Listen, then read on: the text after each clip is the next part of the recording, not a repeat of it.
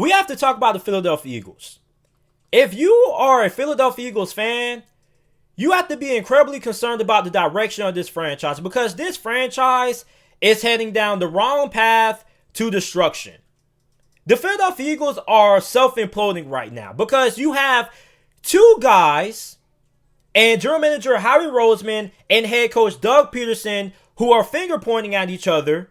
Nobody wants to accept accountability for the Philadelphia Eagles' disastrous 4-11-1 season. Everybody wants to play the blame game. If the NFL had an award for the most dysfunctional team of the year, it would go to the Philadelphia Eagles because nobody in the Philadelphia Eagles organization right now knows what the next move is. Everybody is confused. Howie Roseman and Doug Peterson are like two siblings playing the blame game. It's like, for example, you have two siblings who are playing football in the house. One sibling knocks over the vase. Well, they knock over the vase and the vase breaks. Mom comes home. Mom gets mad and she asks, who broke the vase? And you have the two siblings going back and forth saying, he broke the vase. No, he broke the vase. No, he broke the vase. And you have the mother who is confused. She doesn't know what to do. You have two siblings who don't want to accept accountability. Nobody wants to come out and says who was responsible for breaking the vase. That is the current situation right now with the Philadelphia Eagles front office in this organization. Jeff Lurie doesn't know what to do. He's confused. He's lost. Doug Peterson's lost. He doesn't know what the next move is. Howie Roseman, he's lost. He's confused. Nobody in this Philadelphia Eagles organization right now has a handle of what is going on. Everybody's lost. Nobody knows what to do. You look at how Philadelphia handled the quarterback controversy with Carson Wentz. You bench Carson Wentz.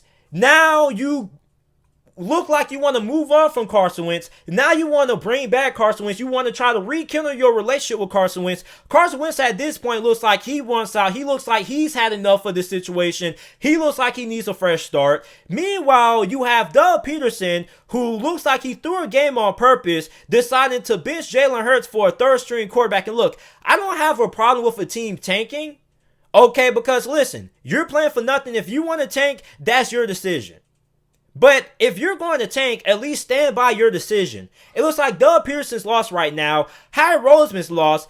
Everybody's had outs with each other. Jeff Lurie is in the crossfire. Nobody in the Philadelphia Eagles front office in this organization knows what is going on. Everybody's walking around with a chicken with their head cut off because what is next? Because this franchise right now is self-destructing. And when you have a bad front office, that trickles down not only to your coaches, but it trickles down to your team. You wonder why the Detroit Lions, the New York Jets, the Cleveland Browns have been as bad as they have been for the past 2 decades?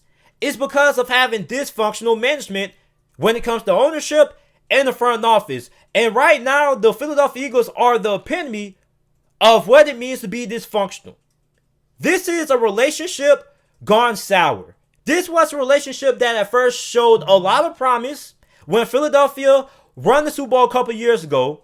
But ever since then, it's been downhill ever since. And everybody right now is just looking with their fingers pointing at each other saying, you're responsible. Nobody wants to accept accountability. Philadelphia is going down the wrong path. This is a path that looks like this franchise is going to be at the bottom of the barrel of the NFL for a very long time until this situation gets situated. Howie Roseman has already been called out by Philadelphia Eagles fans for over the last 2 years. When you look at this roster, I can understand Eagles fans' frustration because this is a roster that didn't look equipped at all to make a shot at the playoffs. Carson Wentz, even though he played bad, he didn't really have a chance at all. You took Jalen Reagor over Justin Jefferson. That was the first strike. You have a rookie class that has been pretty underwhelming for the most part.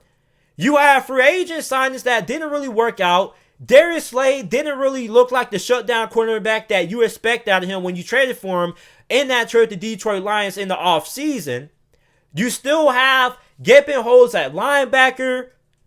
Your off the line still is a mess. You don't have a good receiving core. You don't even know who your quarterback of the future is going to be. All that is on Howie Roseman.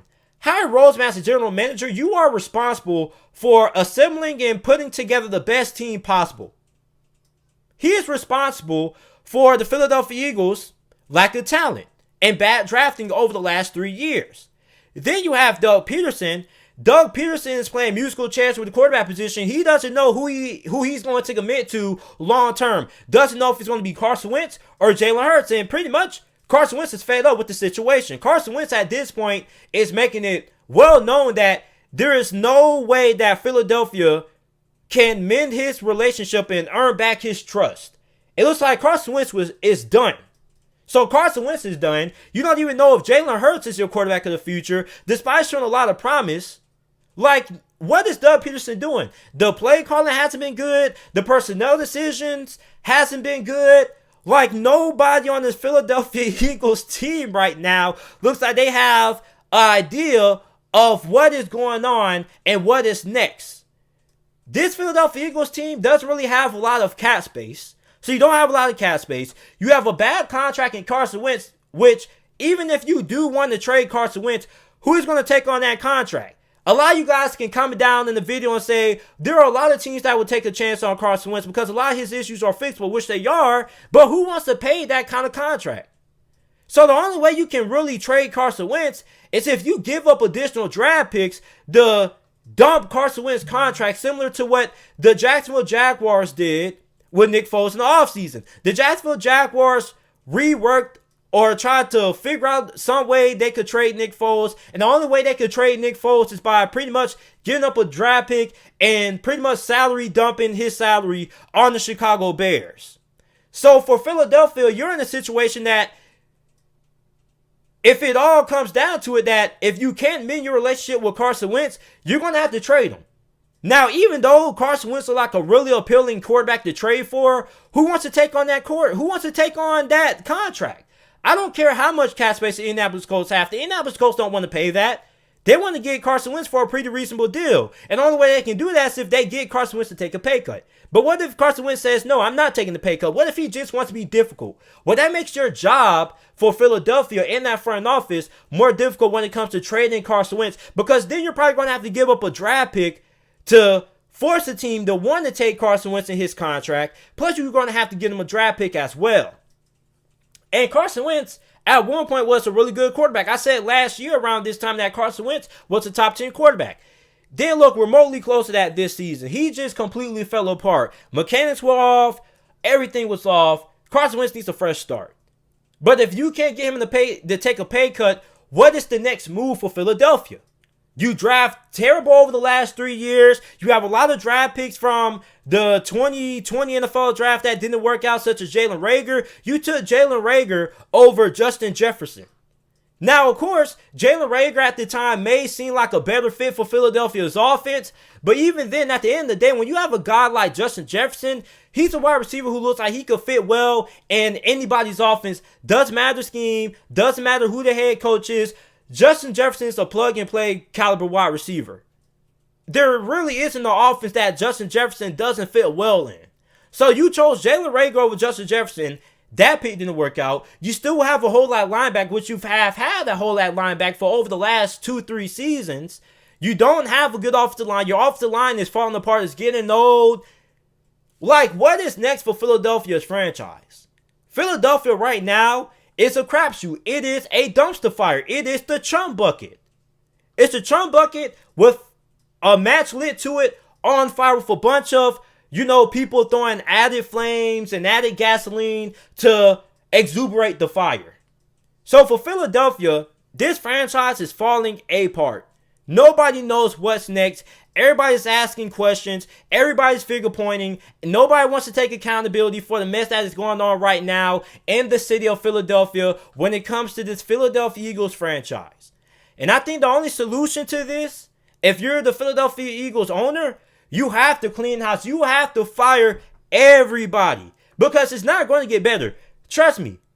Situations like this do not get better. When you have the head coach and general manager at odds, you have to pick one side. You either side the head coach or you side the GM. In this case, I part ways with both. I don't care how much success Doug Peterson has had with the Philadelphia Eagles prior to this season. You have a toxic environment right now that's going to trickle down to the performance of the team. If you have a toxic front office, your team is going to play all that well. Look at Cleveland. Look at the New York Jets. Look at the Detroit Lions. The Cleveland Browns are just now finding success after they once again had to find a new general manager, had to bring in a new front office, and a new head coaching staff like the millionth time of their existence. So for Cleveland, you look at what they went through with all the problems they had up front in their front office. I see the same thing happening with Philadelphia. I see a power struggle. I see people who don't want to accept responsibility for a disastrous season. A lot of finger pointing. Seems like we have a lot of adults who don't want to take accountability, who don't want to take the blame for Philadelphia's failed season. So Philadelphia right now, they're not heading in the right direction. If you are a Philadelphia Eagles fan, you have to be really, really concerned about the direction that this franchise is heading.